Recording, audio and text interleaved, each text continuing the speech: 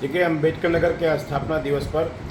लगातार 3 दिनों से कार्यक्रम चल रहा था। कल समापन कार्यक्रम में जो भीड़ हुई वो अप्रत्याशित थी और इस भीड़ में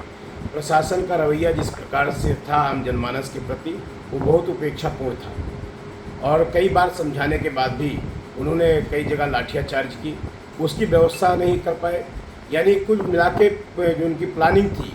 वो उस प्लानिंग पर खरे नहीं उतर पाए और मैं बार बार प्रशासन से इस बात की शिकायत भी किया हूँ कि इस व्यवस्था को उनका सुनिश्चित कराएं, उनका अनुपालन कराएं ताकि आम जनमानस को कोई कठिनाई ना हो सके। लेकिन कल जिस प्रकार से भीड़ के बाद भी पुलिस के लोगों ने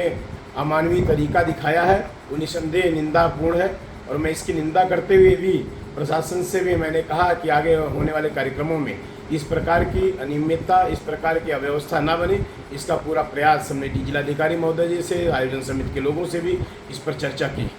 बिगड़ते माहौल को भी आपने संभालने का काम किया और आपके आंखों के सामने भी बहुत कुछ आपने देखा।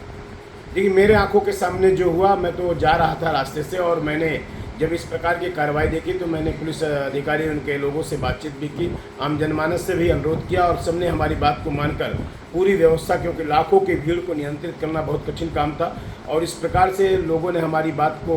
माना और लोगों से जो मैंने अनुरोध किया सबने अपने स्थान पर जाकर फिर से व्यवस्था को पालन कराया है। तो मैं आम जनमानस का भी हृदय से आभार व्यक्त करता हूँ और इस आश्वासन के साथ उनके सुख दुख के हर संघर्ष में उनका सहभागी होकर एक जो हम सब संभावनाएं हैं जिसके आधार पर विकास की नई गति आदरणीय योगी जी, आदरणीय मोदी जी की योजनाएं नीचे धरातल पर जा रही है, उसमें पूरा सहयोग करने का प्रयास। इस मामले को लेकर ऊपर